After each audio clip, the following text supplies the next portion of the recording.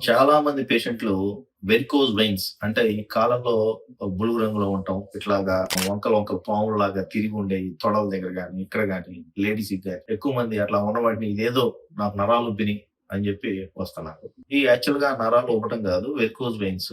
ఫీమేల్స్‌లో చాలా మందికి తొడల దగ్గర గాని, ఈ మోకాళ్ళు కింద గాని చాలా మందికి అలాగా మనకి వైట్‌గా కలర్‌లో ఎక్కువ ఉన్నోళ్ళకి ఇట్లాగా మనకి యెల్లోయిష్ గాని అంటే లైక్ పసుపులో గాని, బ్లూ రంగులో గాని ఎక్స్‌పోజ్ అయ్యి ఉంటాయి. పాముల్లాగా తిరిగినట్టు అనిపిస్తది. ఈ వెరికోజ్ వెయిన్స్ వీటి గురించి పెద్ద భయపడాల్సిన పనేం లేదు. ఇయి చానా కామను. ఎక్కువగా అంటే లైక్ ఒక ఎక్కువ మంది పిల్లలు కన్నోళ్ళకి గాని, అబార్షన్స్ ఏమైనా ఎక్కువైనోళ్ళకి గాని, లేదా ఓసీ పిల్స్ లాంటివి తీసుకున్నోళ్ళకి గాని, ఎక్కువగా సిడెంటరీ లైఫ్ అంటే ఒకే చోట కూర్చొని ఎక్కువ ఉన్నోళ్ళకి గాని, ఎక్కువ వెయిట్ ఉన్నోళ్ళకి గాని, వీళ్ళందరికీ దాదాపు ఇవుంటాయి. వాటి వల్ల ఏదో నొప్పులొస్తున్నాయి అనుకోవటం అనేది రాంగు. అయి కామన్‌గా చాలా మందికుంటాయి.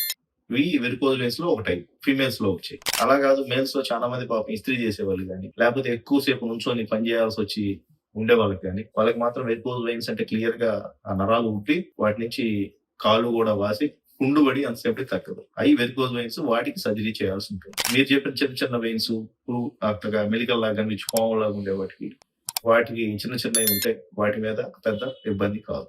Thank you.